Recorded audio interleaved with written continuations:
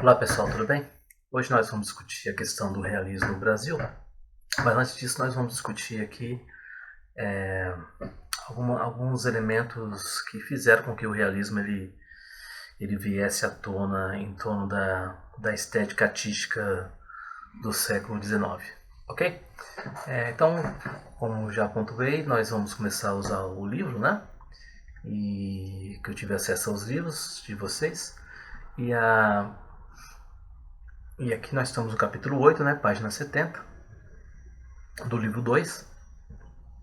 E vou começar aqui. Deixa eu dar um zoom. Vamos lá. Bastidores da formação de uma nova estética, né? A estética anterior era o romantismo, tá? E agora nós vamos adentrar o realismo. Já discutimos, né, que o realismo ele vai pontuar algumas diferenças em relação ao romantismo. É assim, toda escola literária, toda arte, ela está dentro de um contexto histórico-social, tá? Se você pegar, por exemplo, o filme Coringa. O filme Coringa, ele é uma obra de arte que está posto, tá, para o momento contemporâneo, a um contexto filosófico, a um contexto histórico, a um contexto social, tá? Nenhuma obra de arte surge do nada, nenhuma estética artística vai surgir do nada, ok? Vamos lá.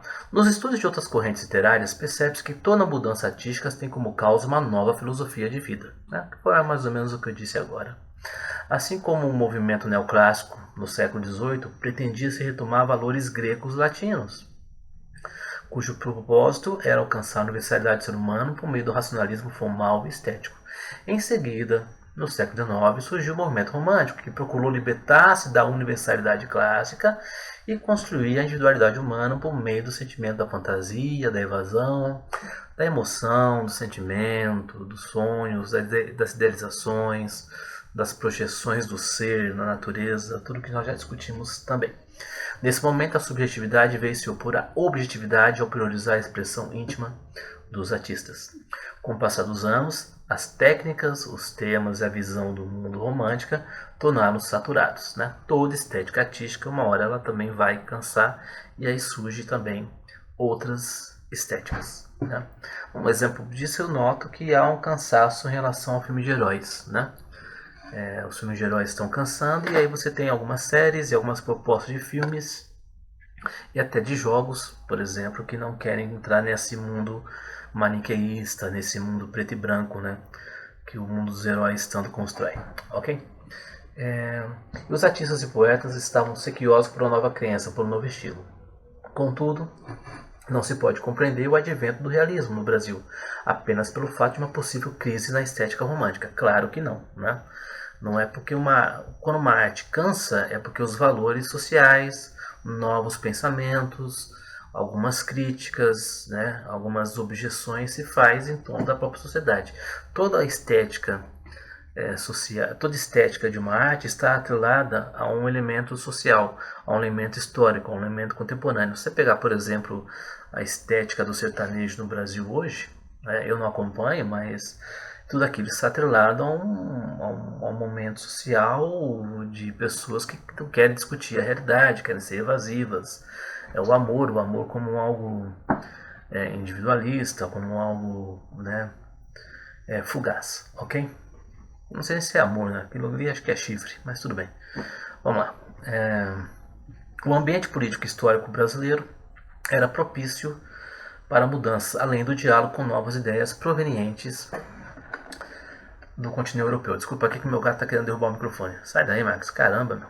Né? Na segunda metade do século XIX, não somente o Brasil, mas a Europa foi marcada por uma revolução de ideias que modificou a maneira como o ser humano encarava a vida, levando à devoção e ao interesse pelas coisas materiais. Essa geração é denominada materialista, né? Nós vamos ter então pensadores, né?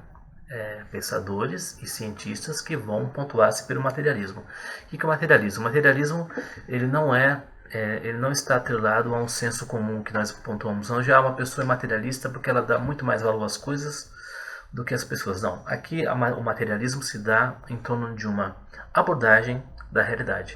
Para o materialista, o que importa é a realidade em si. Você quer chegar à verdade, você tem que analisar e estudar esta realidade. Tudo que está fora da realidade não serve como princípio da verdade. Esses são os materialistas, ok?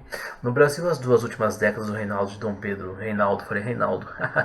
do reinado de Dom Pedro II, apresentaram uma profunda crise no sistema político e monárquico. Os ideais republicanos e abolicionistas não se restringiram somente às camadas médias, atingiam o exército e a burguesia paulista do café. Né? Então nós temos aqui aquele sistema agrário escravocrata e o sistema político monárquico estava entrando em crise. Nós acabamos de ter a Revolução Francesa, né? Praticamente foi um século da Revolução Francesa. As ideias da Revolução Francesa demoraram praticamente 50 a 60 anos para chegar no Brasil. Tá? E agora esses artistas, né? O Castro Alves foi o último, né, dos românticos a ser propagador das ideias liberais da França, tanto que ele foi, né, o poeta dos escravos. Tá? Então você tem essa sociedade escravocrata entrando em crise e sendo questionada. Tá? E então, automaticamente, a literatura romântica, que não questionou a escravidão, também vai ser questionada. Okay? E o próprio fato também, né, do advento do capitalismo, né, na Europa. Okay? Os ideais republicanos e abolicionistas, não sei se já falei isso, né? A unidade política imperial quebrou-se, né, abrindo a perspectiva do rompimento da estrutura política do império. Várias correntes do pensamento formaram essa ideologia materialista. A seguir, primeiro, liberalismo econômico. Né? Quem acompanha a política na internet sabe que você tem um pau muito grande entre os socialistas, né, os marxistas e os liberais. Né? No entanto, tome cuidado com essas discussões da internet, porque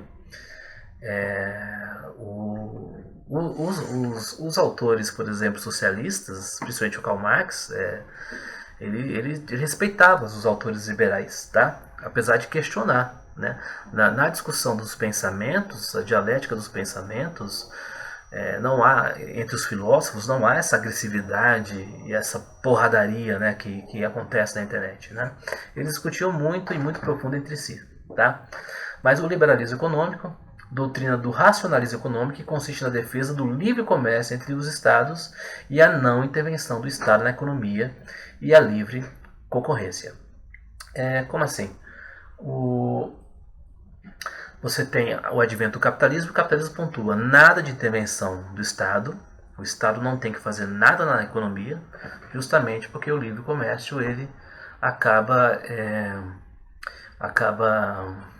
fazendo a sociedade evoluir por si própria.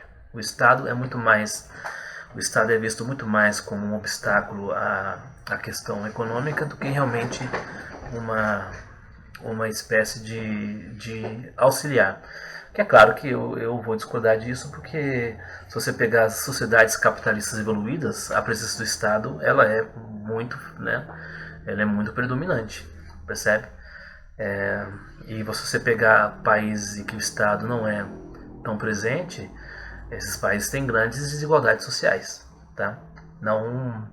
Eu não vejo essa, por exemplo, essa separação, quer dizer, essa convivência entre Estado e economia de forma separada. Para mim, o Estado precisa da economia e a economia precisa do Estado. Esse é o meu entender. Tá? Os principais, né? Essa mentalidade alavancou o capitalismo industrial, fortalecendo a burguesia como classe dominante política e economicamente.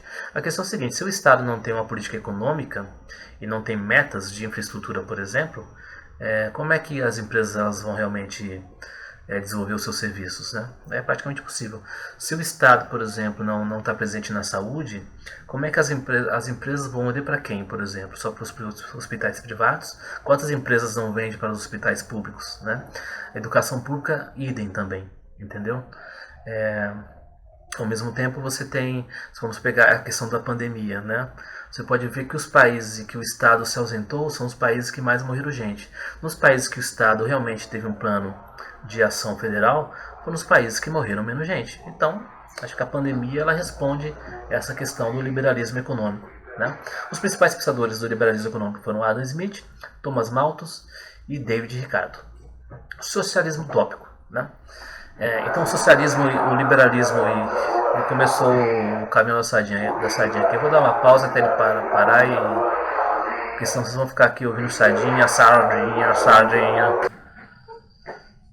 Socialismo utópico. Perante as desigualdades sociais e econômicas provocadas pelo capitalismo, o filósofo francês Pierre Proudhon pretendia reformar a sociedade burguesa, tendo como base a associação de auxílio mútuo. No seu projeto libertário, o pensador desconsiderava a luta política e as considerações de desenvolvimento capital industrial. O que ele pontuava então como saída para essa desigualdade social do capitalismo é que as pessoas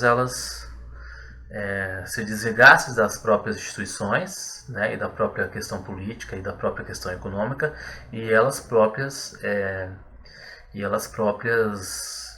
autogerissem a sua produção, autogerissem as mercadorias que elas produziam, que elas próprias se auxiliarem. Então cada trabalhador ajudaria um trabalhador. Isso aqui é uma das bases do anarquismo. Depois nós vamos ter o socialismo científico, que aí vai ser Karl Marx e Friedrich Engels. Eles vão, de certa forma, cientificar. Karl Marx ele vai escrever milhares e milhares de páginas sobre como funciona o próprio capitalismo, como essa lógica da desigualdade e da exploração do trabalho se dá.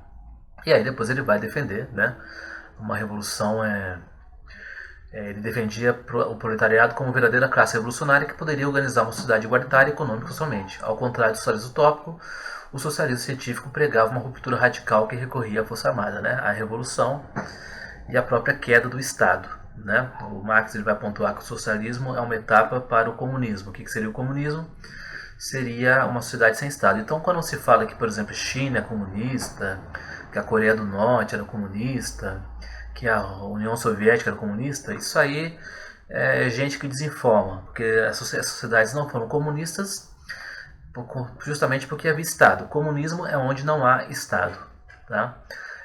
O que se coloca também é assim, que na verdade esses países são experiências socialistas. Muitos teóricos pontuam isso.